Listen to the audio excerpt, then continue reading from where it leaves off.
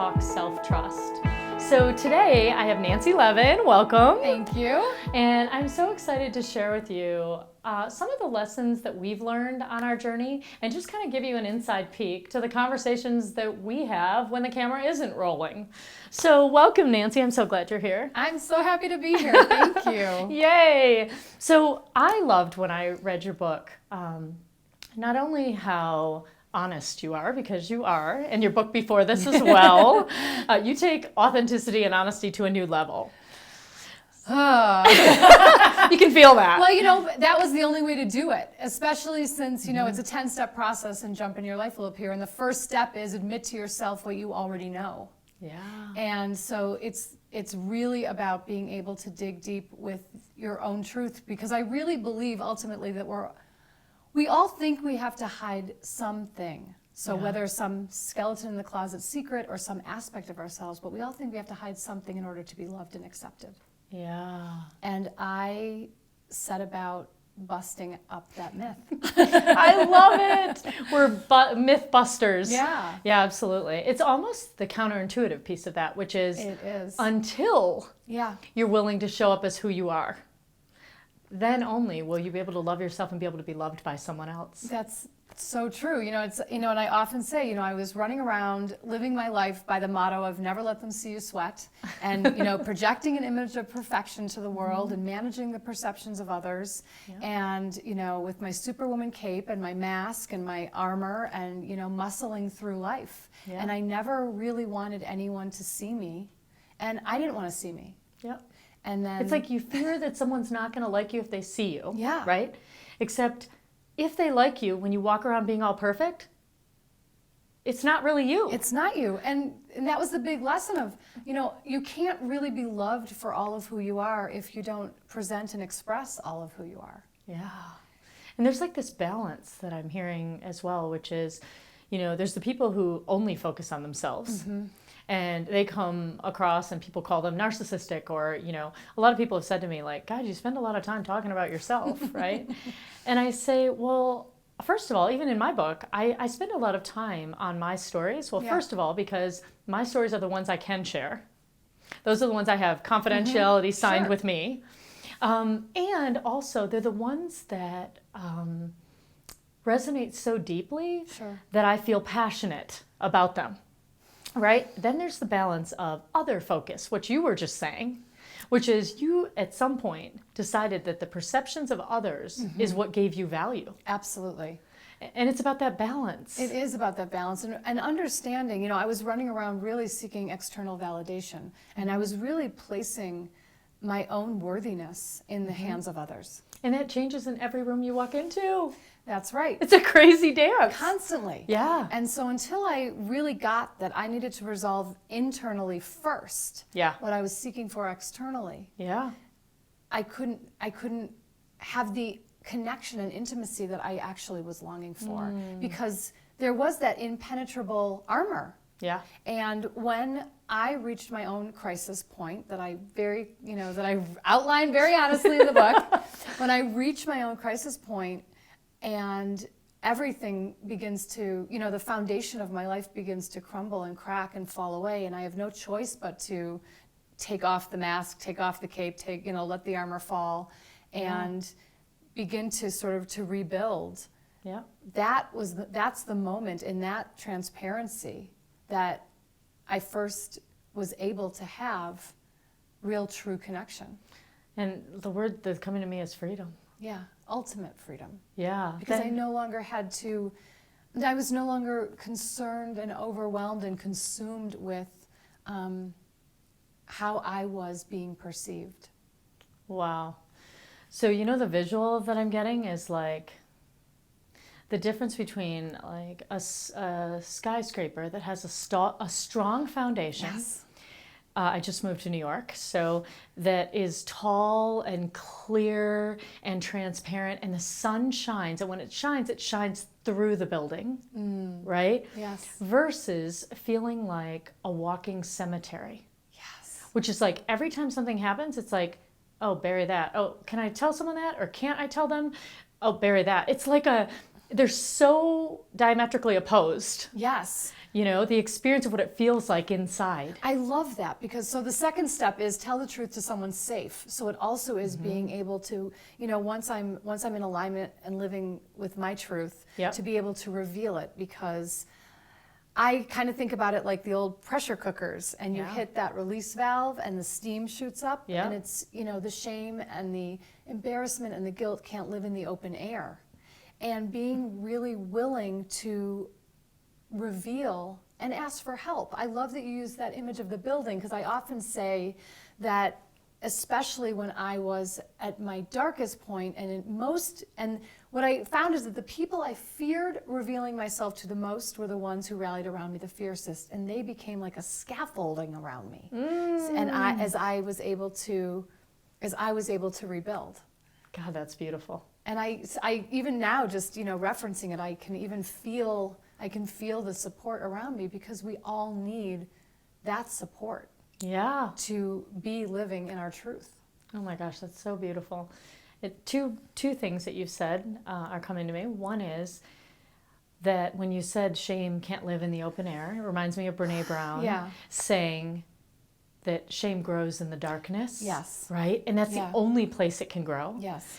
And then the second piece was the counterintuitive nature of believing that being vulnerable is powerful. Yeah. Right? That those very people that you thought were, quote, going to judge you were actually you judging you. Absolutely. Everyone, you know, everyone is just holding up a big mirror. Yeah. I mean, it's so true. And then you also, on a mirror level, what you basically said was that which I was trying to get from the world, I had to be the woman looking in the mirror, just like Louise Hay's mirror work. Yeah. But I had to be the one looking in the mirror and loving the woman looking back at me. You know? And so on a practical level, because whenever I speak about this, right, people say, oh, you're so brave. Neha, you're so, you know, courageous, and you have all this self-trust. Like I went and bought it on sale, right? And I got loads of it. I want to talk a little bit about how we muster that in us. Right? Because you said talk to someone who's safe, right? Which is really, really important. Yeah. A lot of times when I speak about communication, I'll talk about volatile emotions and how you deal with anger, tears, anxiety. But I'll always say, listen, try these tools with someone who you can practice them with. And the other piece of that, which I also, you know, outline in the second step here, is that as we're, you know, it's like we're building our muscles. We're going to the gym. You know, we're building these muscles. And when we are speaking to someone safe and revealing something that we've been hiding, whether it is some, you know, dark secret or it's just some aspect of ourselves that we're not comfortable revealing, I also really coach my clients to give the person who they're sharing themselves with a script of some sort, even, of what they want to hear in return. Yeah. Because first of all, like what we were just saying about the judgment, no one will ever judge us as harshly as we judge ourselves. Yeah, absolutely. And so the judgment we're fearing coming back at us is really just our own judgment. Yeah. And so if we can sort of preempt that and ahead of time say, you know, I want to share something with you. And here is the way I want you to receive it and respond. And are you willing to do this experiment with me so that I can know what it's like To feel this. Exactly, to feel accepted. Wow. Well, I think that's a brilliant way to do it. I mean, for some people it might feel a little scripted, right? And so it might feel like it's not that natural. Something's coming to me that was, oh my goodness. Okay, so when I got the book and the PBS offer, I called my parents immediately, right? And they were so worried. They were like, oh, you're the doctor and the engineer. You're the one that we never thought we'd have to worry about financially. What is this nonsense? What are you doing, right? So when I called them, it was like, I wanted to say, like, see? Like, I believed in me and look what's happening. So I call up and I say, hey, Mom, Dad, you're never going to believe what just happened. And I tell them, and there's silence. They're both on the phone because they do that now. They're older and they both pick up the phone and just, wait to hear from their children. It's so beautiful. There's silence. And then my dad says, well, now that you're not a real doctor anymore, what are we going to tell our friends? What? What? I just told you I got a book deal and a PBS deal, and you just said that. And so I cried for nearly 2 days, right? And he said, at the end of the call, he said, I don't know why you're getting so upset, but your mother and I, we love you, right? So we hang up the phone. So after 2 days of me like running, walking, like trying to do anything to get this angst out of me, I got back on the phone with him and I said, hey, Dad, Mom, what I needed, like, first of all, I want to tell you, you did a great job. Like, you did your job as parents, and I think you did a really good job. It sounds like I'm not following the immigrant path of stability and security in a company for 40 years. But the only reason I can do that is because you gave me the security. Yeah. You built that foundation that I can risk upon. Yeah. And what I needed to hear from you the other day was that you were proud of me. Because my dad said, well, we already told you that we love you. And I said, Dad, I never questioned that you love me.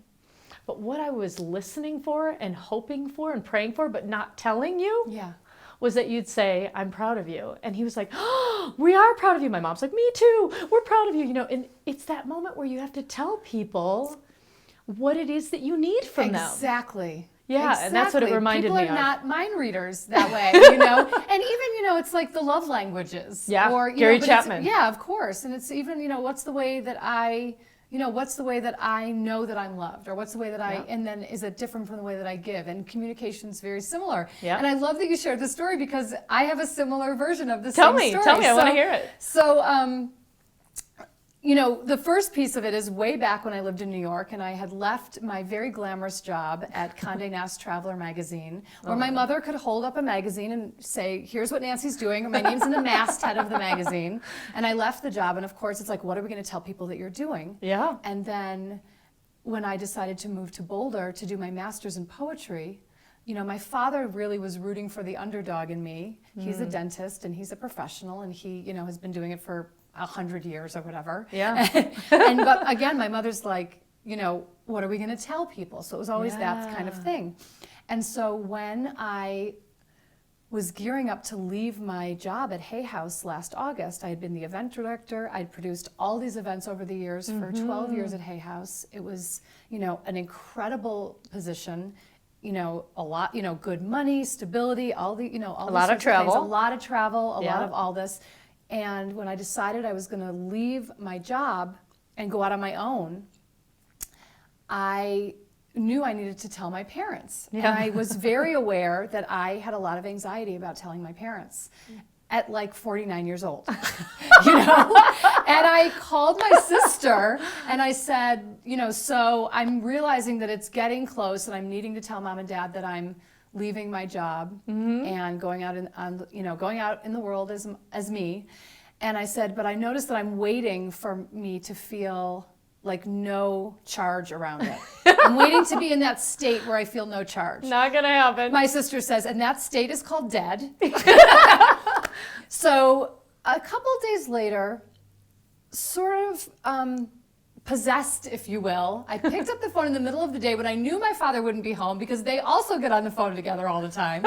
And I knew that my dad would be at work, and I knew that I would just get my mom. And something in me possessed me to immediately lead with passion of, I am so excited to share with you what's going on with me. And she's like, what, darling? Yeah. And I said, I am leaving my job at Hay House. I'm going out in the world as me. I'm going to coach. I'm going to speak. I'm going to write another book. And she met me where you were. She met me with, you're awesome. You're amazing. You can go do anything. That's great. And it was shocking to me because I had been in this place for months of anticipating the same old questions, the fear-based questions of what am I going to tell people? How are you going to make money? What if it doesn't work? What if no one buys your book? What if no one coaches? Like whatever it's going to be, whatever my field is just being reflected. Yeah. But if I could go out with like a very clear knowing in me of being being trusting yourself, really trusting, Yeah. being really in alignment with my truth and my desire Yeah. and my passion, my excitement. You were excited about it. I was absolutely excited. Yeah. She met me right there. So beautiful. And that was really a lesson in how we are magnets. Yeah. You know, it's like the energy we put out absolutely comes back to us, for sure. Okay, so I love that story, and now I'm going to tell you one more. I'm like, oh my God, this is incredible. It's true. When I was in the hospital as a hospital doctor, so your traditional white coat, I would work 5 days on and 5 days off, right? And I started teaching communication. So what they would do is I was so excited they were going to pay me. Like medical teams and hospitals don't really think that like something other than drugs, surgery, and you seeing patients is something that you get paid for. Right. So there's this stigma that goes on that's like, oh, that's like fluff time. If you become a leader, it's like you're kind of bailing out on your responsibilities as a doctor or whatever it is. Those are the people who have figured out how to game the system. Meanwhile, leadership and creating change is such an enormous, needed skill set, right? But there's not real appreciation for the people who are on the ground doing the work, Yeah. right? So I got my first opportunity to go away and teach for 5 days. They wanted me to tour and talk to other leaders and help bring the communication to the forefront.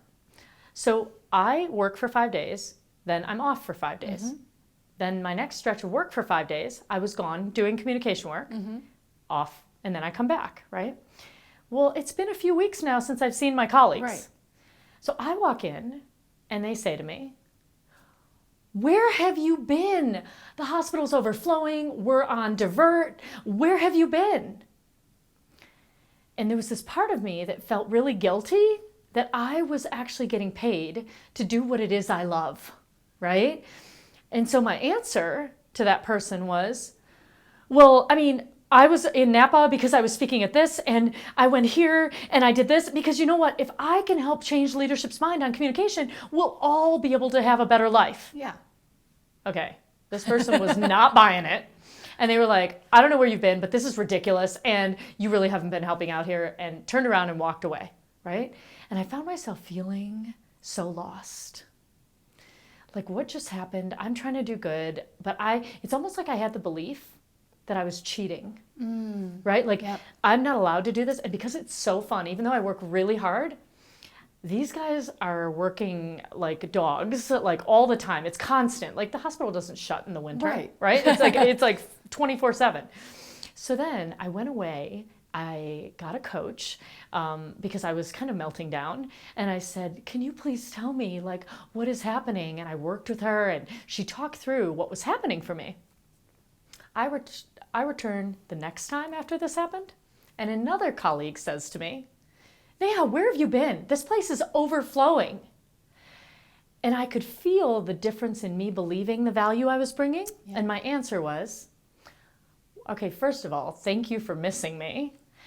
It sounds like it's been really tough around here the last couple of weeks. Is someone in the emergency department? Because I am ready to go. You know what I mean? Yes, of course. And it's like, and they were like, yeah, let's go. Yeah. We didn't drag on it. We didn't it wasn't the same conversation where I was like, if somebody questions you and you don't really believe it, do you ever find yourself like listing out why it's true? Of course, it's all, right, because it's all the excuses and it's all our defensiveness. Yeah. And it comes back to this question of our own worthiness, or what we think we deserve, or what we think, what we think we have to give someone else as an excuse or a defense of who we are. Yeah. When, and this comes up a lot in truth telling, because we're often then at that point boundary setting. Yeah. And, no is a complete sentence. I love that. It is a complete sentence. But yet so many of us do this whole listing off thing. Yeah. And it doesn't need to happen. Yeah. Well, I have to say, I mean, just in the world of self-awareness and in coaching, where it used to be this belief that you were handicapped or you needed help, and that's why you got a coach. What I say, I work at corporations, so like American Express or these kinds of companies, and they'll say, did I do something wrong that you are being hired to help me? Right. And I always say to them, it is the best kept secret. Like, it is a competitive advantage in every situation. So if someone's paying for you to have a competitive advantage, however you got here, like, this is your moment. Yeah, it's a secret weapon. It's a secret. It's like a secret, not so secret weapon. Right. Like, it's like in plain sight, and people have these beliefs around it. So when you left Hay House, you then went out and started coaching. I did. So I kind of had been coaching as my side hustle, and it was your true love. And like it was that. my true love. And I really only fell into coaching because I had gone through my own personal transformation, and then through that had decided to go through a year-long coaching training program with the late Debbie Ford, my dear friend and mentor. And at that point, I still never intended on coaching, but I wanted to do it to continue the deep inner work that I had been already undertaking. Yeah. And what happened was, at the end of that year-long program that was more rigorous than my master's degree, I was truly unrecognizable from the woman who began. And in that moment, I knew that I was here in this lifetime to help other people get free. And I started coaching and then started moving myself away from my job, and ultimately left to go out and be full-time. So you're an Full-time author, speaker, coach, and full-time me. and full-time me. I mean, that is so beautiful. Yeah. That actually is freedom. Yeah, that is totally freedom. Yeah. And it's not without scary moments, even like the moment you were talking about in picking up the phone and talking to your mom. So one of my mentors once said to me, there are two kinds of people: the people who are scared and don't climb mountains, and the people who are scared and do. Yeah. Which one are you? And I remember after hearing that, I thought to myself, well, of course, the competitiveness in me was like, I climb mountains even if I'm scared. But I think what I really learned was it's a short-term, long-term thing. It's about double vision. Am I going to choose to be scared in the moment, face something and move through it, and find peace on the other side, or at least some learnings on the other side? Or am I going to hold back and have that fear with me and that doubt for the long haul? Yeah. Right? And just avoid dealing with it in the short term, but actually I have to now deal with it when I'm not sleeping anymore, when I have anxiety, when I have depression, right? Yep. Because it manifests in your physical Exactly. self. And I think, my angle on working with patients over a decade was realizing that when these things are not addressed, they end up showing up physically. I couldn't agree more. Yeah? I couldn't agree more. And I see that with all the clients with whom I work.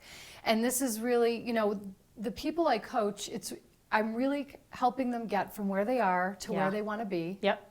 Whatever the major change is. Yeah. And to really see, we're all stuck in this idea that we want to stay with security or certainty or what's known. Yeah. Even if that place is uncomfortable, miserable, no longer serving abusive, us. Yeah, no yeah, longer yeah. serving, whatever it is. Yeah. But there's some comfort in the familiar. Yeah. And we fear going into the place that we don't know. Yeah. But what we have to remember is that in the unknown, in the uncertain, that's where possibility and opportunity is born. Yeah. And that there is this place between no longer and not yet, this liminal space that we really have to respect and revere, because that's where our resilience comes. Yeah. And that's sometimes uncomfortable in your body. Absolutely it is. Right? Yes. And I think where self-trust comes in. Yeah. In all of this is trusting that you'll figure out what comes next. Not needing to know the whole plan. Yeah. But trusting that you have the support system around you to help you figure out what's going to happen next. It's absolutely true. And I often say, so the other piece of, jump in your life will appear is also that, as you land, the new foundation will form beneath your feet for you. What a beautiful visual. Yeah. Well, I love this. And you are such an inspiration. Thank you. You too. Thanks. And what I hope for any of you that are listening, are you still taking? I'm still taking clients. I do one-on-one and private coaching. I also do group coaching, and I offer free group coaching calls. So you can come on my website, nancylevin.com, and sign up for a free coaching call too.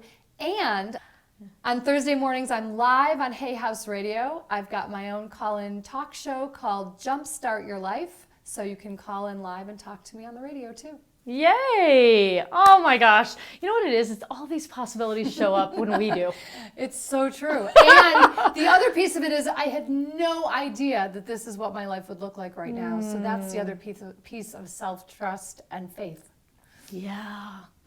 So if any of you are looking to take that next step, to feel more self-trust in your life, what I can tell you is both of our books actually are chock full of practical tools and ways to help you feel better and take that next step in your life, whatever it is. That one that you know you've wanted to take, but you've been saying, not now, I don't have enough money, this isn't the right time. Guess what?